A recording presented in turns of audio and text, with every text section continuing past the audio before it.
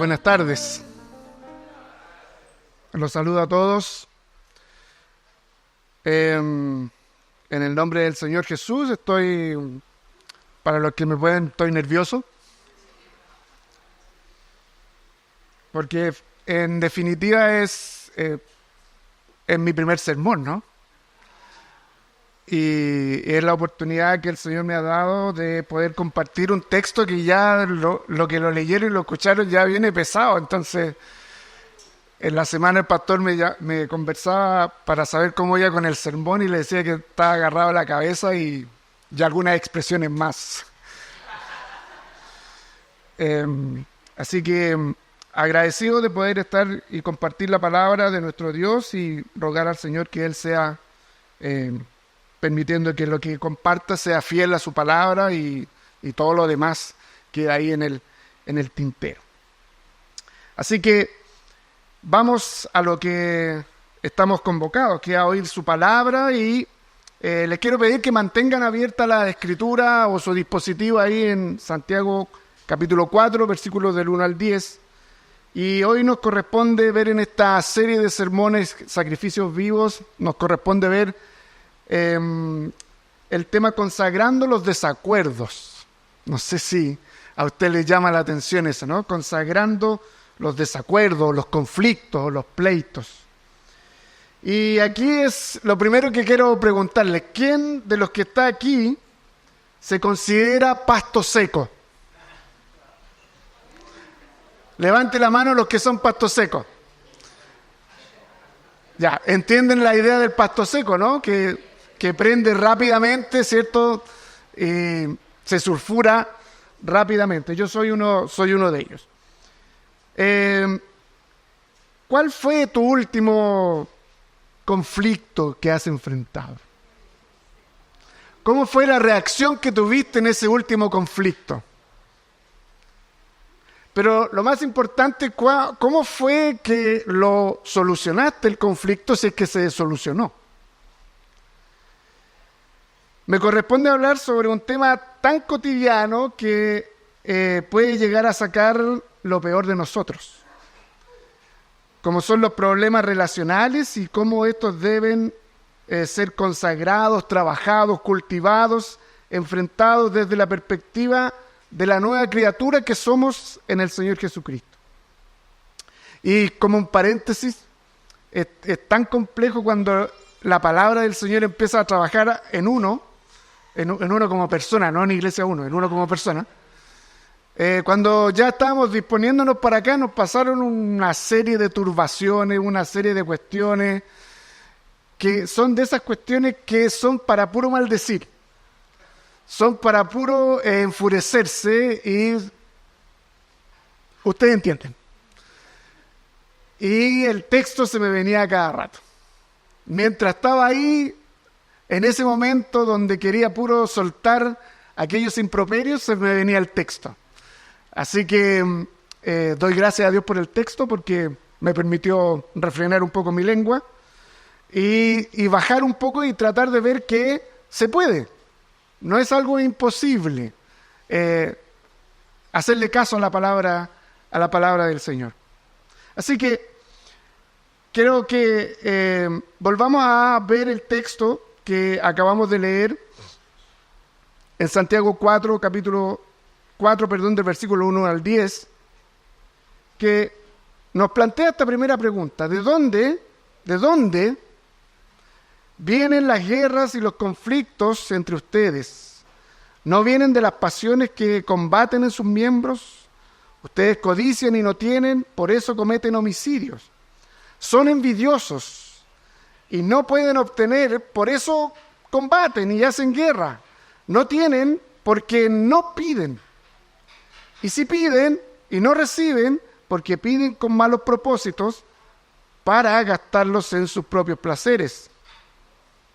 Oh almas adúlteras, ¿no saben ustedes que la amistad del mundo es enemistad hacia Dios? Por tanto, el que quiere ser amigo del mundo se constituye enemigo de Dios. ¿O piensan que la Escritura dice en vano: Dios celosamente anhela el Espíritu que ha hecho morar en nosotros?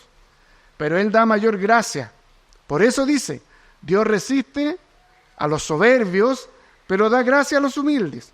Por tanto, sométanse a Dios, resistan, pues, al diablo, y huirá de ustedes. Y por último, acérquense a Dios, y Él se acercará a ustedes. Limpien sus manos, pecadores, y ustedes de doble ánimo, purifiquen sus corazones, aflíjanse, lamentense y lloren, porque su risa se convierta en lamento y su gozo en tristeza. Humíllense en la presencia del Señor y Él os exaltará. Esta carta de Santiago es una de mis cartas favoritas, porque es una carta de las epístolas generales que es bastante práctica. Podríamos hablar de la pastoral más práctica, de la teología práctica.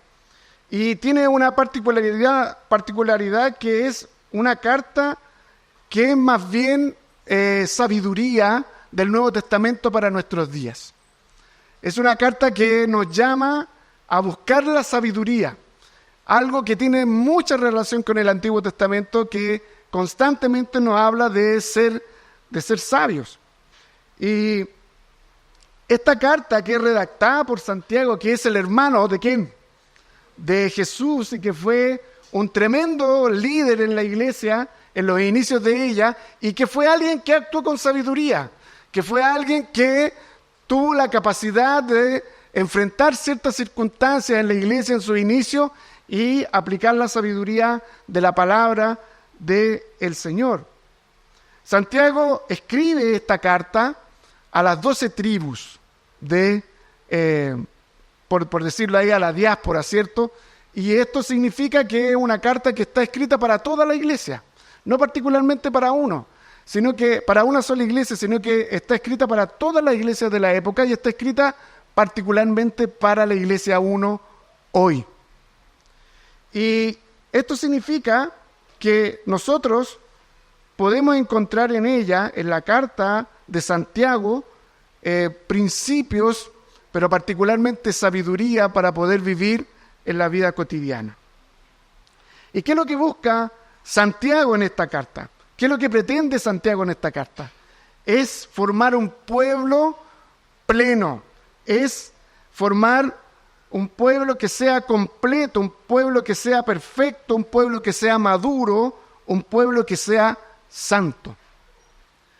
Y hay que empezar a reflexionar que la cristiandad hoy, el cristianismo, es bastante inmaduro. Somos bastante inmaduros como cristianos. Y cada vez nos dejamos más moldear por lo que está a nuestro alrededor y no por la verdad, por el relato de la historia bíblica, que es algo que está por sobre las circunstancias de nuestra vida y está por sobre la filosofía, la ideología que está a nuestro alrededor.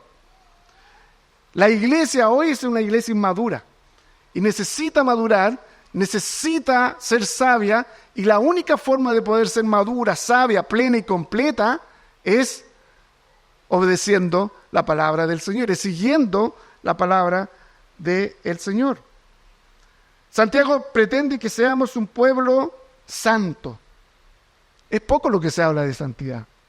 Es poco lo que se habla más de la gracia, ¿cierto? Se habla más de que somos salvos por gracia y pareciera que hasta ahí llega toda la Escritura. Sin embargo, tú y yo somos salvos por gracia, pero hay un propósito detrás de esa gracia. No es seguir viviendo tal cual como estamos, ¿no? Hay un cambio que está operando en nuestro ser producto de esa gracia. Hay un cambio que está operando en nuestro ser producto de esa fe que está en nosotros.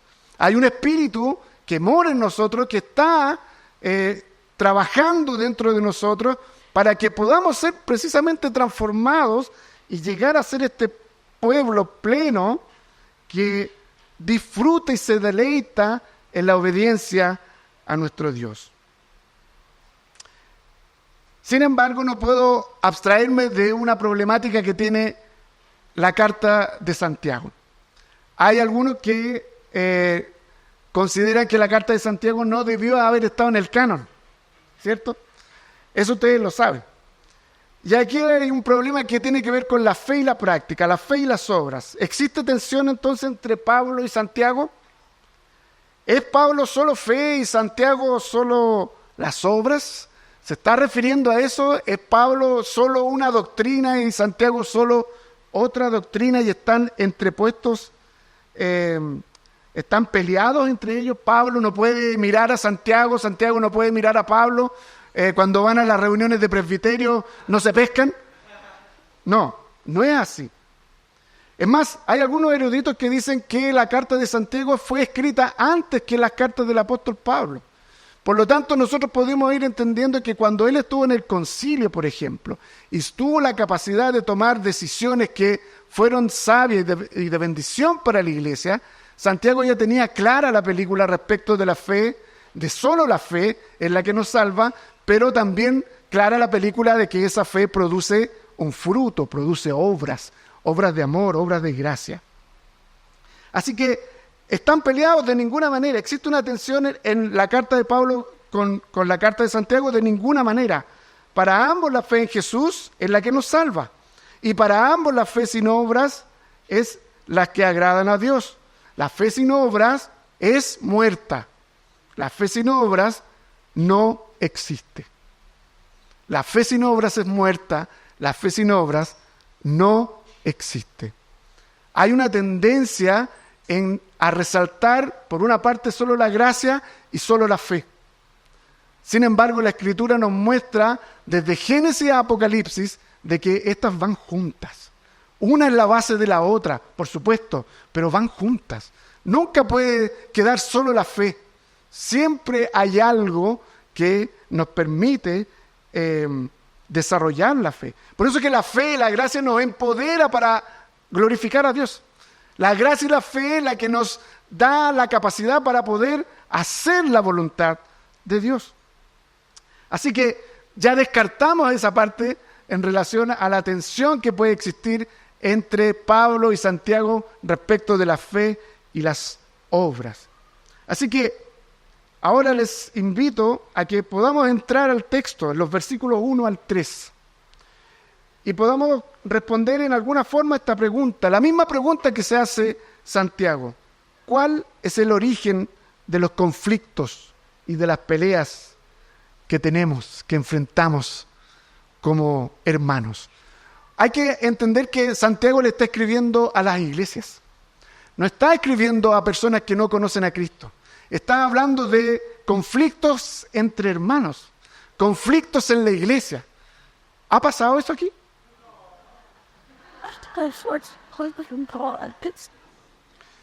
Nunca ha habido un conflicto en la iglesia uno, ¿cierto? Nunca ha habido un problema entre hermanos en la iglesia. Nunca nadie ha hablado mal del otro, por ejemplo. No, ¿cierto? Entonces, dice, ¿cuál es el origen de los conflictos que enfrentamos? Lo primero que podemos ver en los primeros 3 versículos es que una comunidad cristiana no está exenta de conflicto. Una comunidad cristiana no está exenta de enfrentar problemas, de enfrentar peleas, porque donde hay un cristiano hay un pecador, y donde hay un pecador hay un potencial conflicto. ¿O no? ¿Quién me dijo no?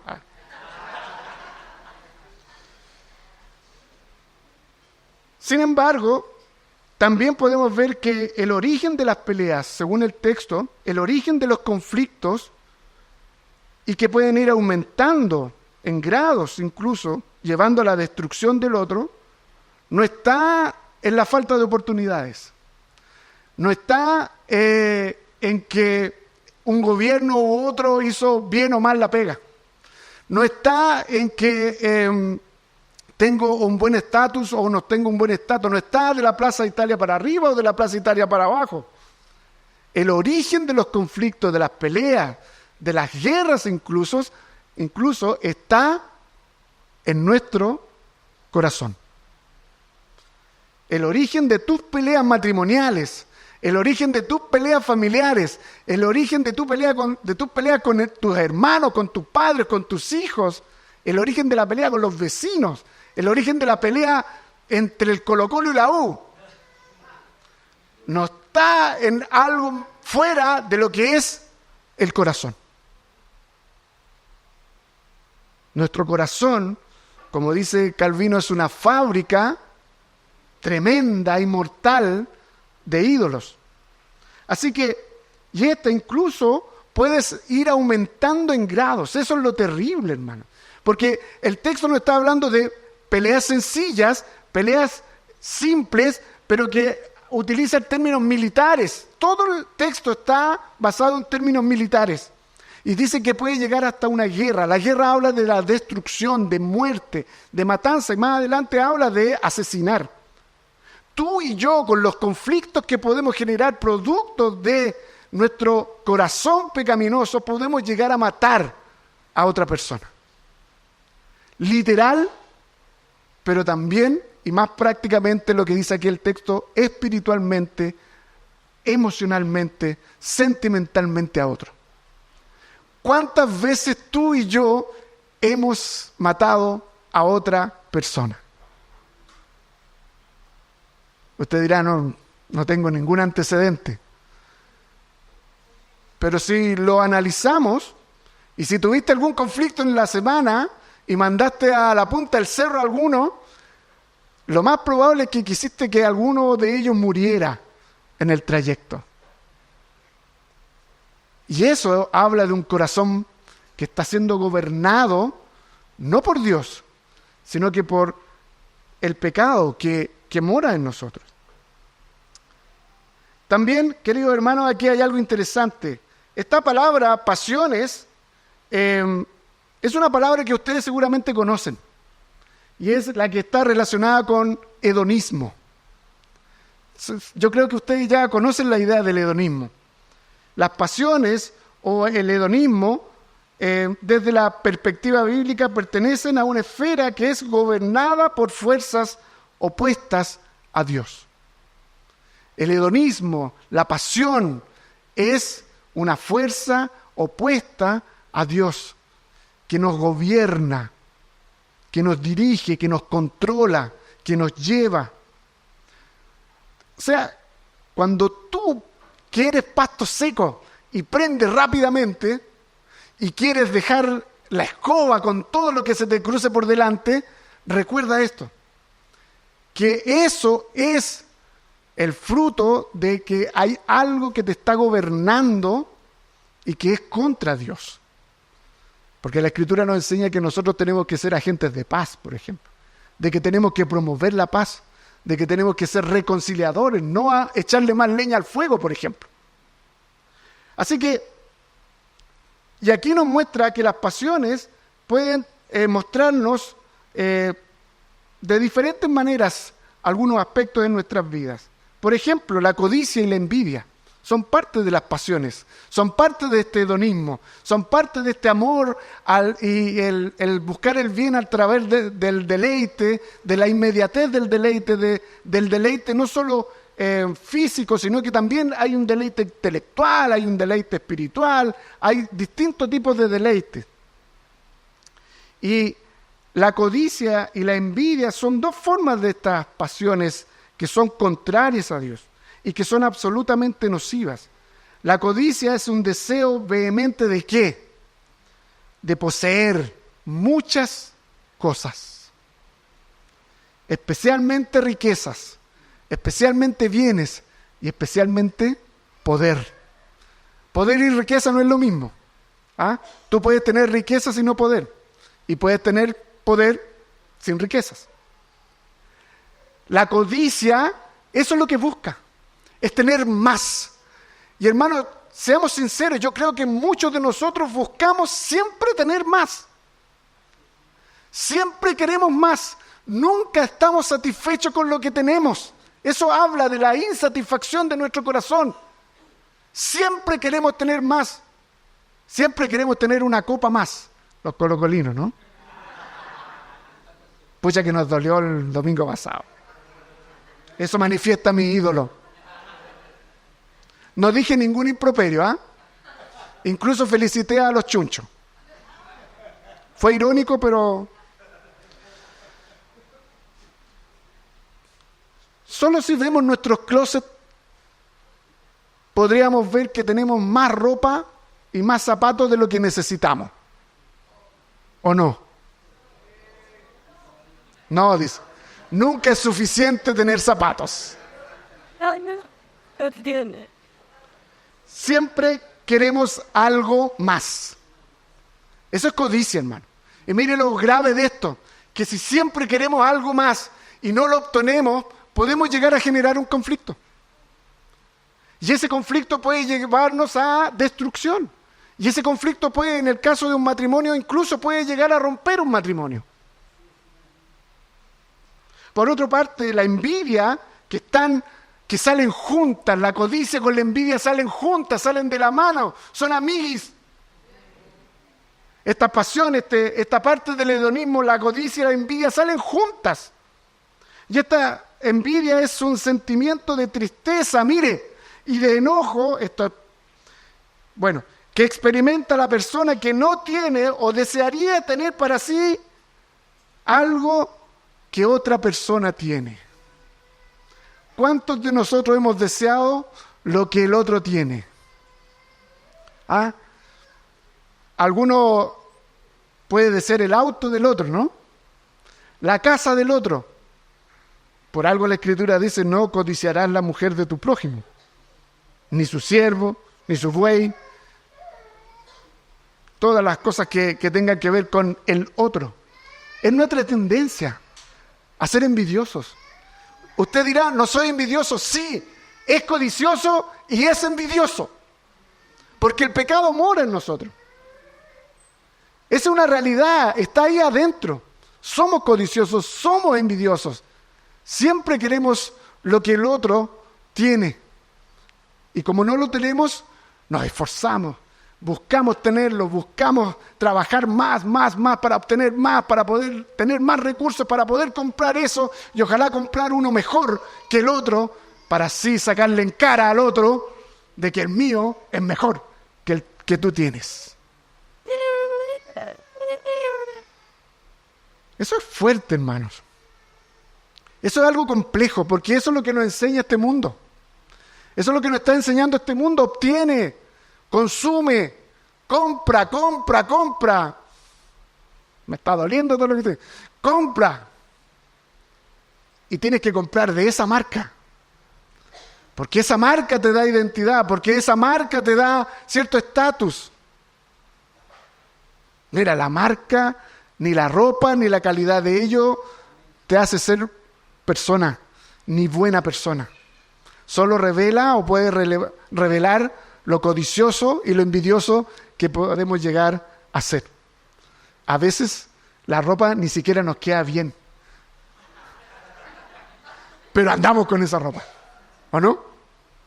Bueno, aquí tenemos dos ejemplos respecto de lo que son las pasiones, que son contrarias a Dios y que gobiernan nuestro corazón y que nos pueden llevar a generar conflictos. La codicia lleva a producir guerras. Las grandes guerras son solo por plata, solo por riqueza. Vean quiénes están detrás de todo ello.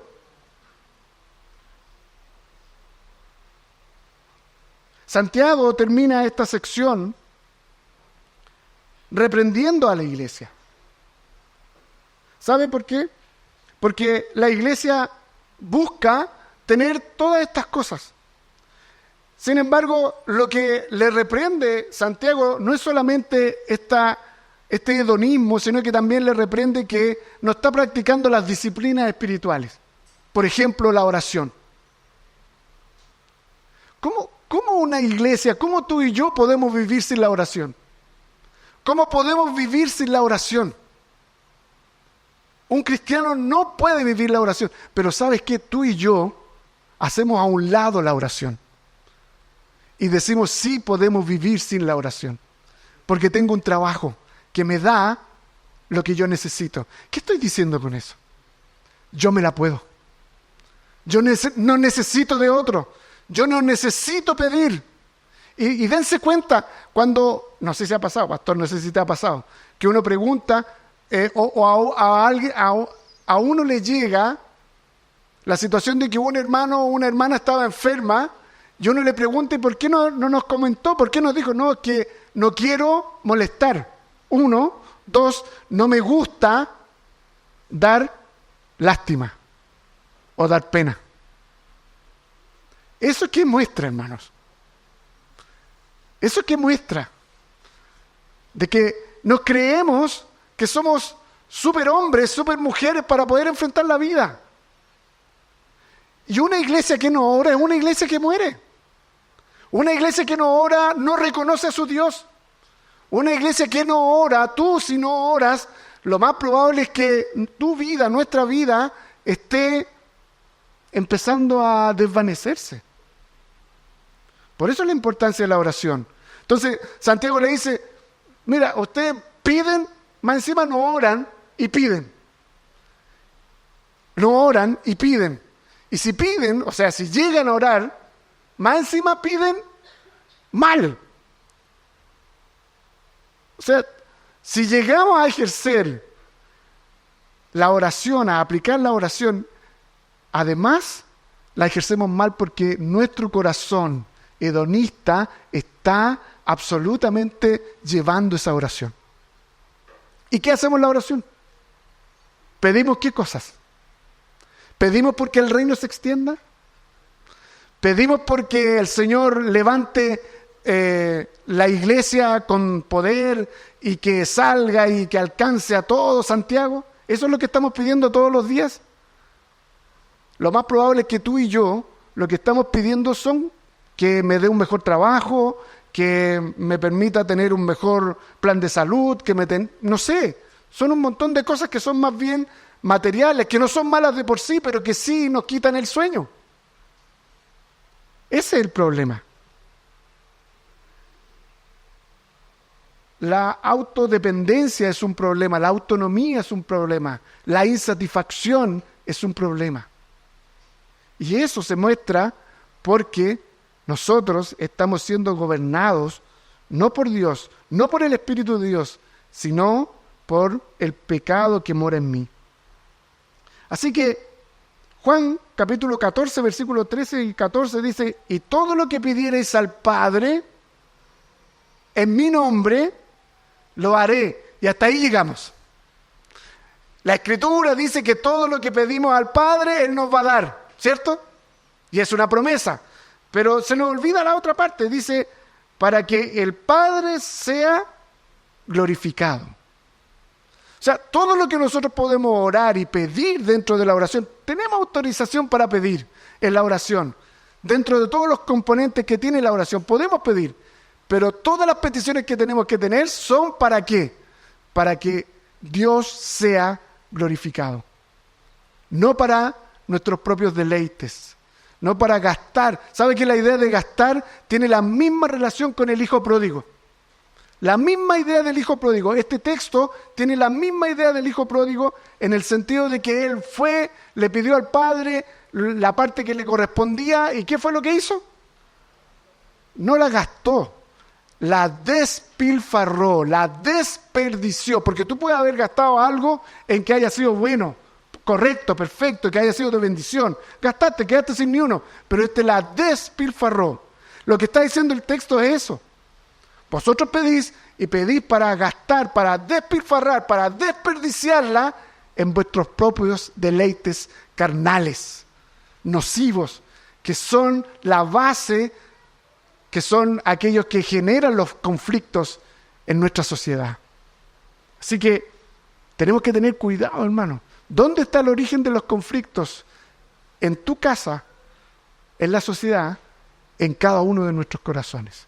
No le echemos la culpa al de al lado, al empedrado, sino que veamos cómo está nuestro corazón. En segundo lugar, versículos 4 al 7. El adulterio es fruto de un corazón hedonista. Aquí el texto debiese decir algo más o menos así. Ustedes son adúlteros. ¿Cómo se sentirían ustedes si les dicen así? Ustedes son adúlteros. ¿Sabían ustedes eso, no? Levanten la mano los adúlteros. Oh, 2, solo 2, 3, 4. Y si digo, levanten la mano los pecadores. Ahí levantan más. Bueno, un pecador es un adúltero, para que sepa. Un pecador es un infiel. Todos somos infieles, todos somos adúlteros. Tú y yo somos adúlteros, somos infieles. Porque ves que se genera un conflicto producto de todas estas cosas, nosotros tomamos un bando. Esto es un tema de lealtad. Es un tema de reino incluso, es un tema matrimonial, es una imagen que toma Santiago respecto al Antiguo Testamento, tanto de la relación de Dios con su pueblo como un matrimonio, pero también de un rey con sus súbditos. Es un tema de fidelidad, un tema de lealtad. Y el adulterio o la infidelidad es fruto de este corazón pervertido, de este corazón corrupto, de este corazón que es gobernado por todas aquellas cosas que son contrarias a Dios. El que hombres y mujeres se dejen gobernar por sus pasiones revela que su lealtad está más con este mundo que con quien ha dado su vida por él. Esto es fuerte, hermanos. ¿Con quién eres leal? ¿A quién le eres leal? Es un valor que hoy se está perdiendo, ¿no? El valor de la lealtad, de la fidelidad, es algo que se está perdiendo.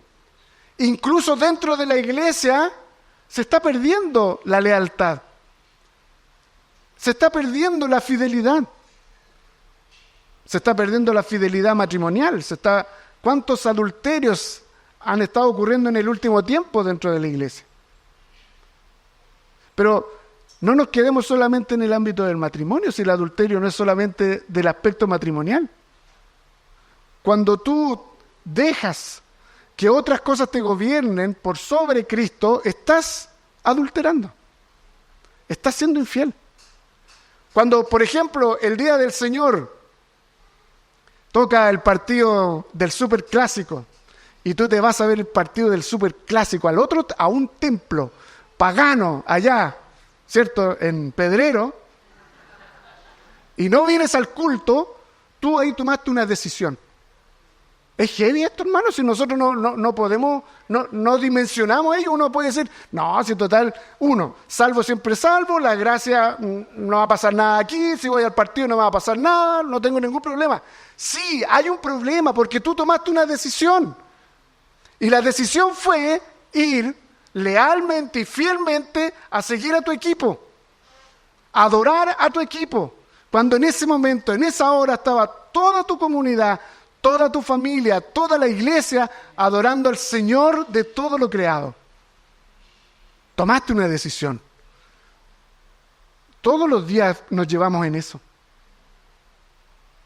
Cuando estás frente a la pantalla y te quedas con ciertas imágenes y te quedas scroll el otro día, ¿no? ¿Cuánto rato estamos ahí? Es sorprendente el rato que estamos ahí, ¿o no? ¿Se han dado cuenta? ¿Han tomado el tiempo que están ahí? Hagan el ejercicio. Hagan el ejercicio. Hay algunos teléfonos que tienen esa capacidad de decirte cuántas horas estuviste en Instagram, cuántas horas estuviste en Facebook, cuántas horas estuviste en todo aquello. Búsquenlo y véanlo. Y se van a dar cuenta lo sorprendente que es, cómo nos acusa. Incluso en Instagram, cuando tú lo estás viendo y tú le colocas la hora y te avisa, es una hora prudente para que tú descanses y apagues el celular. ¿Qué es lo que hace uno? Porque dice ignorar. Ignorar. Y seguimos scroll. 10 minutos, 15 minutos, 20 minutos, 1 hora, hora y media, 2. ¿Cuánto? Y al otro día, a trabajar con así una ojera. Eso es lealtad. Nos rendimos ante un Dios, en este caso la tecnología, para poder encontrar satisfacción, para poder encontrar algo que me anime, que me alegre, que me haga reír, porque es entretenido, ¿no? Ver esos memes, ver esos videos entretenidos, son entretenidos. Pero cuando ya estamos mucho rato, uno se tiene que empezar a dar cuenta de que hay algún problema ahí. O por otro lugar, cuando también te quedas pegado en la televisión, viendo series ya sea de Netflix o de lo que sea, y la serie era buena, ¿no? Y ahora le llaman maratón. ¿Qué significa una maratón? ¿10 kilómetros? ¿20 kilómetros? Yo he sabido de que hay personas que se han encerrado 3 días, 5 días a ver maratones de series. Y que llevan de todo. Llevan comida, lo dejan todo listo y solamente hacen una pausa para ir a calentar algo y seguir viendo las series. Eso es algo que está ocurriendo dentro de nosotros. Está ocurriendo dentro de nuestra propia realidad.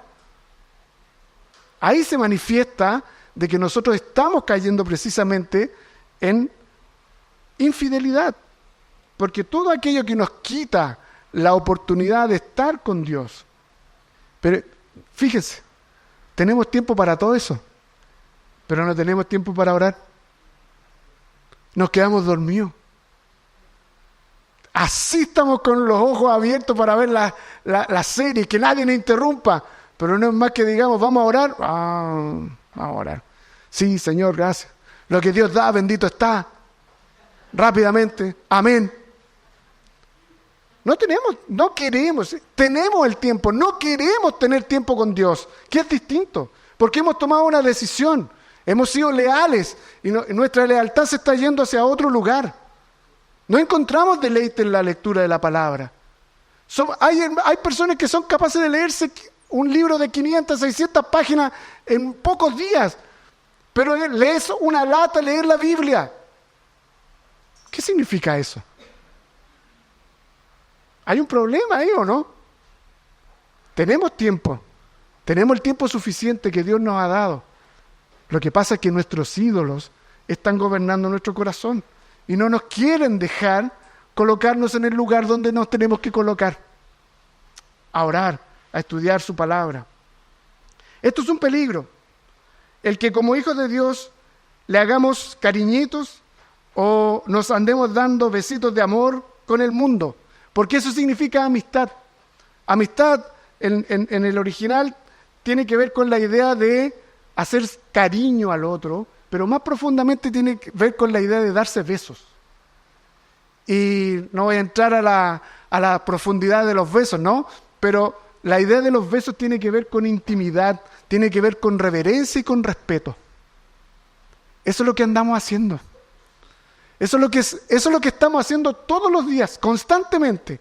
Cuando tú y yo preferimos cosas que son del mundo, cosas que son buenas, pero que las transformamos nosotros en ídolos, le estamos haciendo cariños. Estamos entrando en una intimidad, en una relación de reverencia y de respeto. Nos estamos sometiendo a ellos. Mire lo grave de esto. Nosotros que creemos que somos libres, no somos libres, porque hay una máquina que nos está subyugando. Hay un televisor que nos está subyugando, hay un computador que nos está subyugando, hay una relación a lo mejor que nos está subyugando. Por eso es que esto es un peligro, porque nos transformamos en aliados, porque pasamos a tener los mismos sueños, los mismos deseos que este mundo. Tenemos incluso hasta los mismos objetivos, llegamos a pensar exactamente igual que el mundo. Por eso no es de extrañar que dentro de la iglesia muchas personas tengan los mismos pensamientos que van en contra de la Escritura, que los aceptan, que los confirman y que no les pasa absolutamente nada. No tienen problemas de conciencia incluso. ¿Por qué? Porque su mente ya ha sido esclavizada por este mundo. En 1 Juan 2:15 nos dice, no amen al mundo ni las cosas que están en el mundo. Si alguien ama al mundo, el amor del Padre no está en él. El ser amigo del mundo, el tener una intimidad con el mundo nos establece básicamente y nos dice básicamente que el amor de Dios no está en nosotros. Eso es fuerte. Eso es tremendo.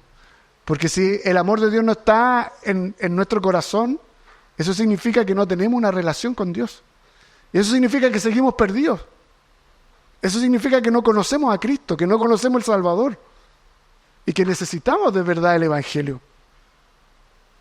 Es muy interesante la imagen que presenta Santiago de Dios en su relación para con nosotros, como de alguien que está celoso, de alguien que nos cela, que no es un celo como el nuestro. El celo de Jehová es un celo santo y es la imagen de que es alguien que está furioso.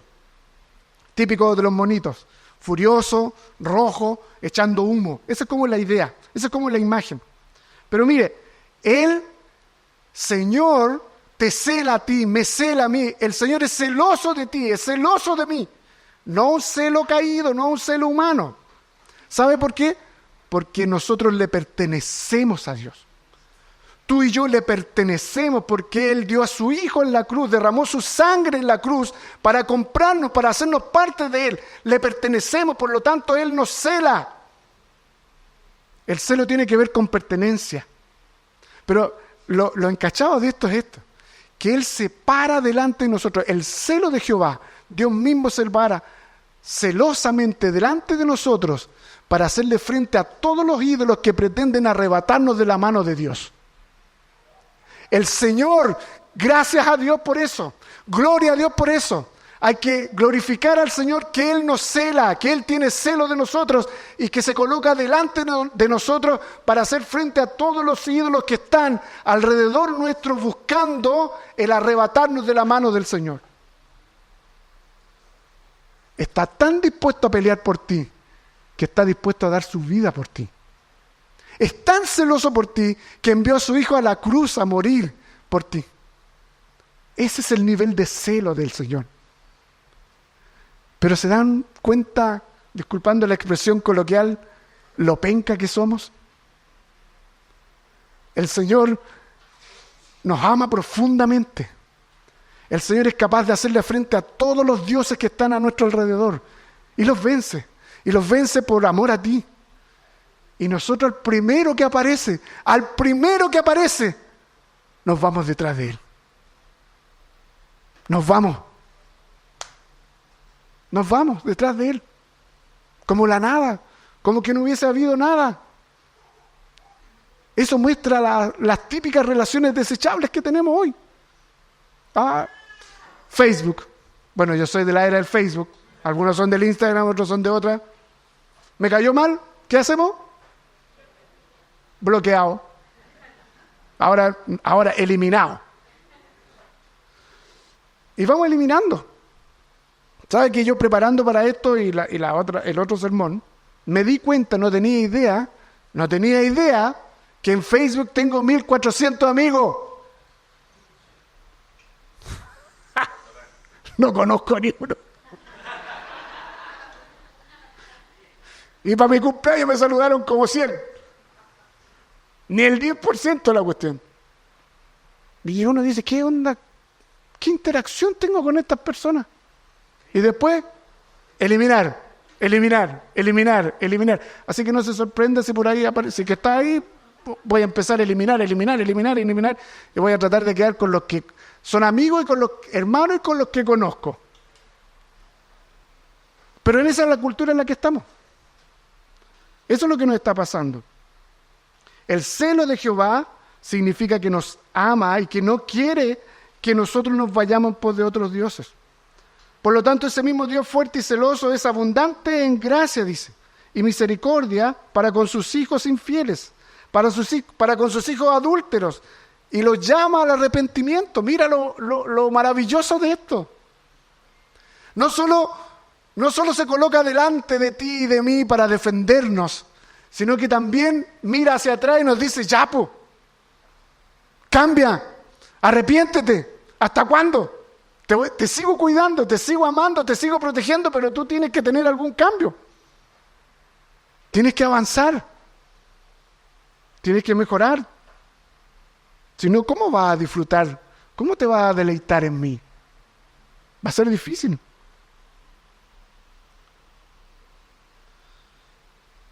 Un predicador muy conocido que es Spurgeon dice, si no te sometes a Dios nunca resistirás al diablo. Y permanecerás constantemente bajo su poder tiránico. ¿Cuál será tu amo? ¿Dios o el diablo? Porque uno de ellos debe ser. Ningún hombre está sin su amo. ¿A quién sigues tú? ¿A quién sigo yo? Pero de verdad. ¿A quién amamos? ¿A quién amas tú? ¿A quién amo yo? Pero de verdad. ¿Amamos a Cristo? ¿Amas a Cristo? Eso significa doblegarnos delante de Él. Eso significa que nosotros tenemos que rendirnos delante de Él. Eso significa que tenemos que morir para con Él. Morir en Él, con Él. Es como que nos estuviese diciendo, bueno, ya decídanse. Decídanse. O me siguen a mí o siguen a quien los ha gobernado hasta el día de hoy. Decídete. Pero no puedes seguir jugando a dos bandas. Y esa es nuestra tendencia constante, a seguir jugando a dos bandas. A decir que estamos con Dios, pero a la salida de aquí, nuestro amor y nuestra lealtad básicamente no está con Dios. A lo mejor tu amor y tu lealtad está con tu trabajo. Tu amor y tu lealtad está con tu esposa, con tu esposo, con tus hijos, con tus estudios. A lo mejor tu lealtad está con la iglesia, que es bonito, pero Dios exige absoluta exclusividad en la lealtad. No pide menos. Y así como el mismo Dios resiste, se pone en contra para la guerra de los soberbios que buscan su propio placer, nos exige de manera imperativa a que como sus hijos también resistamos a Satanás. O sea, a que nos volvamos absolutamente contrarios a Él. Y como resultado de esa acción de resistencia, ¿qué es lo que va a ocurrir? El diablo se apartará de nosotros, se apartará de nuestro camino. Esto no es espiritismo, esto no es un exorcismo, es el simple, pero a su vez grandioso poder de Dios. Hermanos, así como Dios resiste a los soberbios, que se pone en contra de ellos para destruirlos, Él nos da el poder por medio de su fe, de la fe en Él, de levantarnos, o sea, de resistir. Resistir no tiene que ver con la canción. Resistir no tiene que ver con, ¡ay, que estoy aquí, que me peguen y yo resisto! Resistir significa que yo soy capaz, que he sido capaz por el poder del Espíritu Santo de levantarme y hacerle frente a Satanás. ¿Usted sabía eso, no? ¿Usted sabía que tiene poder para hacerle frente a Satanás? No estamos hablando ni de pentecostalismo, ni de carismatismo, ni de ninguna cosa. No estamos poniendo aceite en la entrada de la casa, ni ninguna cuestión rara. Sino que el simple hecho de que ya no te gobiernen más esos deseos mundanos, esas pasiones de maldecirlo todo, que generan conflicto, el de morderte la lengua y de no decir nada más, ya estás resistiendo al diablo y él huye de nosotros. No es magia, es obediencia. No es magia, es santidad. A mayor santidad, mayor intimidad con Dios. A mayor intimidad con Dios, mayor contrariedad hacia Satanás. Y mientras más contrarios nos coloquemos hacia Satanás, él menos nos va a hacer problemas. Hermanos, si hay alguien con quien tenemos que pelear, si hay alguien a quien tenemos que hacerle la guerra, es a Satanás. Y tenemos el poder para ello. Si hay alguien que tenemos que hacer la guerra es a nuestro corazón pecaminoso, a nuestro corazón idólatra. Si hay alguien a quien tenemos que hacerle la guerra es a las huestes espirituales de maldad, a las estructuras de maldad que están gobernando a nuestro alrededor. Ahí tenemos que parar, ahí tenemos que ser todo choro. Yo que estuve en el puerto, ahí tenemos que ser choro el puerto. Eso es lo que el Señor nos da, el poder para resistir la tentación, el poder para resistir la provocación del enemigo. El Señor te da el poder para decir, no voy a generar este problema. El Señor te da el poder para decir, no voy a pelear. Porque para pelear se necesitan dos. No voy a pelear. El mundo nos dice cuenta hasta 10. La Biblia no te dice cuenta hasta 10. La Biblia dice, ama al Señor primero. Ama a tu prójimo. No le respondas de la misma manera. La Escritura nos enseña que la respuesta blanda, por ejemplo, ¿qué hace? Quita la ira. La respuesta blanda, la respuesta suave, quita la ira. No genera conflicto. A lo mejor hay que tratar algún problema, pero no de la manera que quisiera. No con gritos, no con golpes, no con humillaciones, sino con la manera de Dios. Y por último, hermanos, el arrepentimiento es el único camino para reconciliarnos con Dios. De esta infidelidad, de este adulterio, el arrepentimiento es el único camino para reconciliarnos con Dios. Versículo 8 al 10. Acérquense a Dios. ¿Y Él qué cosa? ¿Se va a ir? ¿Se va a apartar? Acérquense a Dios y Él se acercará a ustedes. Limpien sus manos, pecadores. ¿Se dan cuenta cómo Santiago no es cariñoso? Santiago no tiene nada de cariño. Limpien sus manos, pecadores. Y ustedes, los de doble ánimo, los que están aquí con un pie en la iglesia y los que están con un pie afuera, disfrutando de ambos mundos, de ambos dioses, ustedes de doble ánimo, purifiquen, limpien sus corazones. ¿Cómo? Aflíjanse, lamentense, lloren. Que su risa se convierta en lamento y su gozo en tristeza. Humíllense en la presencia del Señor y Él os exaltará. Santiago termina esta exhortación en este pasaje haciendo un llamado claro e imperativo. ¿A qué? A que nos arrepintamos. A que nos arrepintamos de nuestra vana manera de vivir, para que así podamos ser restaurados y exaltados a su presencia. Arrepentirse, hermanos, es sentir pesar, es sentir dolor por lo mal obrado o por no haber hecho lo que teníamos que hacer. Hermano, ¿cuántas veces tú y yo no hemos hecho lo que teníamos que hacer para la gloria de Dios? Y hemos hecho las cosas para nuestra propia gloria. Cuando tú no oras, le estás dando vuelta a la espalda al Señor. Cuando yo no leo la palabra, le estoy dando vuelta a la espalda al Señor. Estoy tomando otra lealtad. Arrepentirse significa un pesar profundo por lo mal obrado o por lo no realizado. Arrepentirse es sentir un pesar por habernos hecho amigos del mundo, y acercarse a Dios implica rechazar todas aquellas estructuras que son contrarias a Dios, que gobiernan este mundo. ¿Qué cosas de este mundo te están gobernando? ¿Qué cosas de este mundo no te permiten disfrutar de Dios? ¿Qué cosas de este mundo tú las has abrazado como aquella cosa que te va a traer felicidad, gozo, descanso?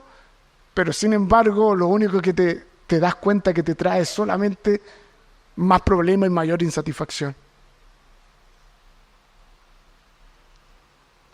Hermanos, producto de ese arrepentimiento, podremos volver a tener, ¿qué cosa? Intimidad con Dios.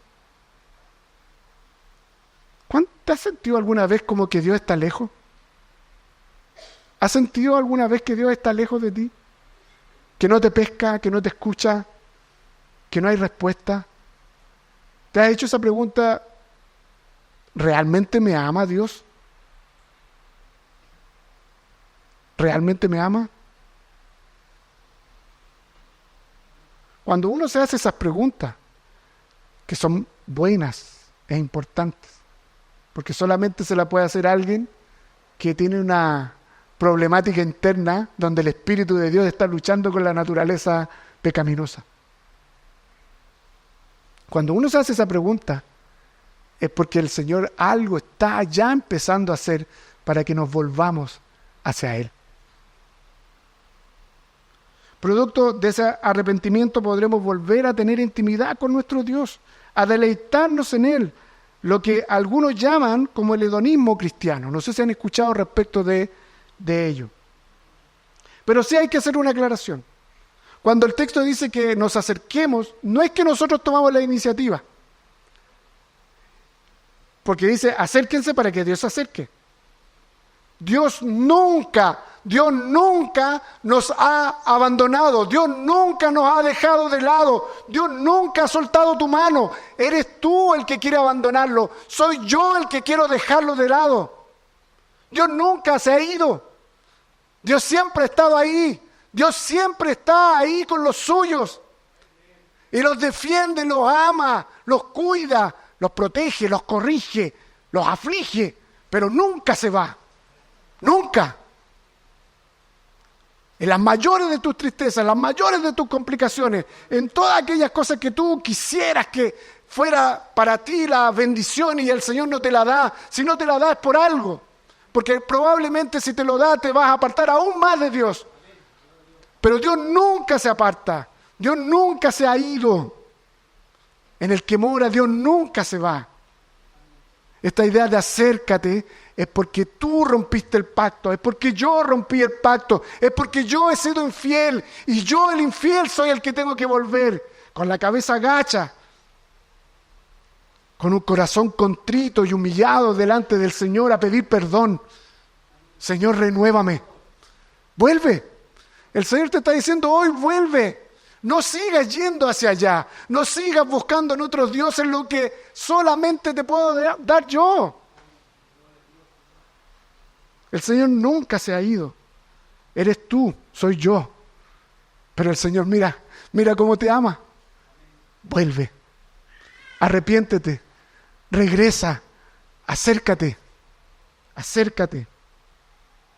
¿Y cómo nos podemos acercar? De una manera muy sencilla. Confesando nuestros pecados, limpiando y purificando, dice, nuestros corazones. Confiésate,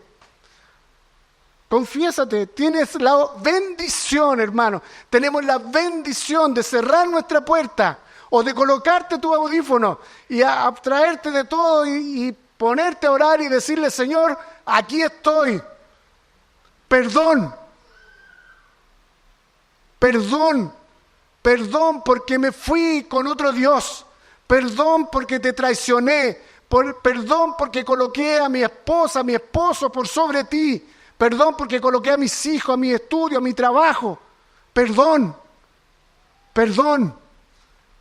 Tienes esa posibilidad maravillosa de hablar con Dios directamente. Tenemos esa posibilidad hermosa de entrar en una conexión directa y estrecha y decirle, Señor, la embarré.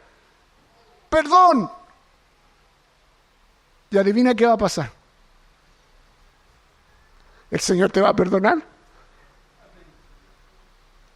Pero cuando lo hacemos de verdad, cuando lo hacemos de corazón, cuando lo hacemos con un corazón que de verdad está arrepentido, cuando lo hacemos con un corazón que de verdad se duele por haber sido infiel, tenemos esa bendición, hermanos, de confesar nuestros pecados, de arrepentirnos y de que el Señor nos perdone. Otra manera que nos dice es afligir, lamentar y llorar. ¿Cuándo ha sido la última vez que has llorado por tu maldito pecado? Por nuestro maldito pecado. ¿Cuándo ha sido la última vez que te has afligido por ello? O hacemos esa oración de confesión express. Esas oraciones que a mí cada vez me complican más. Esas oraciones de confesión incluso dentro de la liturgia, que cada vez son más express, son para que todos los demás sepan, son como para cumplir un checklist dentro de la liturgia, incluso tú, porque hacemos como que doblamos la cabeza, pero ¿qué importa si doblamos la cabeza si no doblamos el corazón también?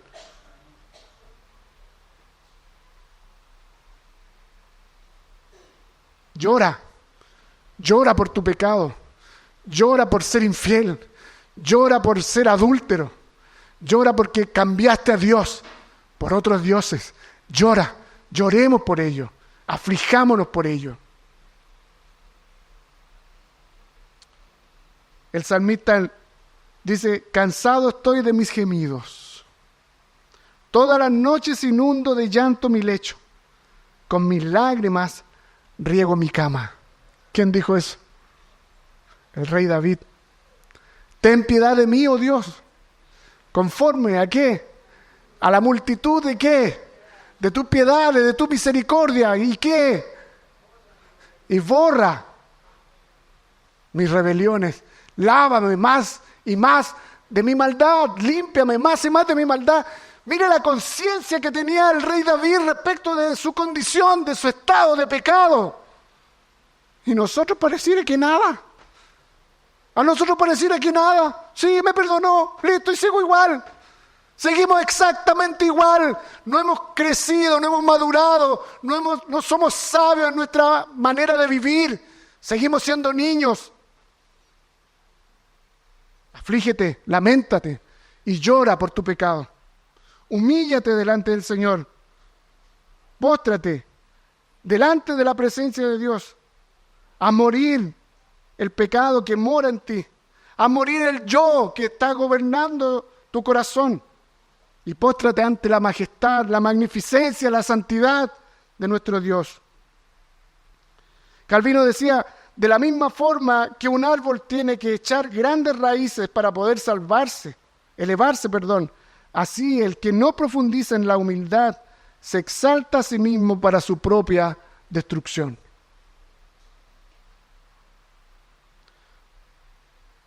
Primero de Pedro 5:6 nos dice, humíllense, pues, ¿bajo quién? ¿Bajo la poderosa mano de quién? De Dios. Para que Él que los exalte a su debido tiempo. Yo me voy a humillar para que el Señor me coloque ahí arriba. Y voy a estar exaltado. Y voy a tener todo lo bueno de este mundo. Estás equivocado. Ya. Arrepiéntete de nuevo. Arrepiéntete de nuevo. Esa idea de exaltación, humíllate para ser exaltado, es humíllate para que la relación se vuelva a restablecer. Simplemente. Humíllate para que volvamos a tener una intimidad juntos. Porque ¿qué mayor exaltación puedes tener tú y yo que estar al lado de Cristo? ¿Qué mayor exaltación podemos tener como hijos de Dios de estar en una intimidad profunda con Dios? Ninguna otra. Ni todo el oro del mundo, ni todo el éxito del mundo se compara con ello. Filipenses 2, del 5 al 11 dice, haya pues en ustedes, ¿qué cosa? Esta actitud que hubo también en Cristo Jesús, el cual aún existiendo en forma de Dios, ¿qué cosa? No consideró el ser igual a Dios como algo a que aferrarse, sino que se despojó a sí mismo. ¿Qué cosa? Tomando forma de siervo, haciéndose semejante a los hombres, la humillación de Cristo y hallándose en forma de hombre, ¿qué hizo? Se humilló él mismo, haciéndose obediente hasta la muerte y la muerte de cruz. Y tú y yo no queremos humillarnos. No queremos agachar el moño delante de Dios. Y somos incluso carepalo y le decimos, ¿por qué? ¿Por qué a mí? ¿Por qué yo? Si voy todos los domingos a uno. Participo de la cena todos los domingos. Doy mi diezmo. Para los que lo dan, a lo mejor no lo das. Estás en doble pecado. Por lo cual Dios también dice, obediente a muerte, muerte de cruz, por lo cual Dios también lo exaltó hasta lo sumo y le confirió el nombre que es sobre todo nombre, para que el nombre de Jesús, al nombre de Jesús se doble toda rodilla de los que están en el cielo y en la tierra y debajo de la tierra.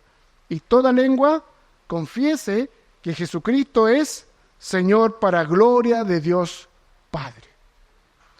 Hermanos, si el Señor Jesucristo se humilló por ti, ¿quién soy yo para no humillarme? ¿Quién soy yo para no doblegar mi cerviz y postrarme delante del trono del Señor para volver a tener esa intimidad con Él? El Señor nos enseñó en la cruz a cómo vivir de una manera sabia y de una manera santa.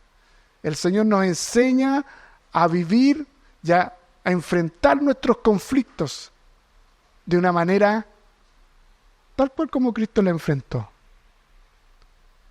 Si alguien te pega en una mejilla, coloca la otra. yo les soy sincero, me cuesta colocar la otra mejilla. Y por algo el Señor me hizo predicar este mensaje, ¿no? Porque tengo que aprender a colocar la otra mejilla. Que el Señor tenga misericordia de nosotros. Y que el Señor nos ayude a que podamos de verdad buscar el rostro de nuestro Señor. Amén. Oremos. Padre, gracias por tu misericordia. Gracias porque tú, en tu infinita bondad, sabes que somos pecadores. Pero también nos das la oportunidad de arrepentirnos para reconciliarnos contigo. Te rogamos, Señor, que tú nos ayudes a tomar conciencia de quiénes somos, de lo miserable que somos y de lo necesitados de ti que estamos. Ayúdanos, Señor, porque por nuestras propias fuerzas y deseos, lo más probable es que queramos estar muy lejos de ti. Te damos gracias porque tú tienes celo de nosotros, porque tú nos defiendes y porque tú te la jugaste de una manera perfecta, maravillosa y eterna, Señor, por nosotros. Señor, permite que nuestro corazón cada vez se doblegue más a ti, sea más moldeado por tu Espíritu y menos por nosotros. En el nombre de Jesús.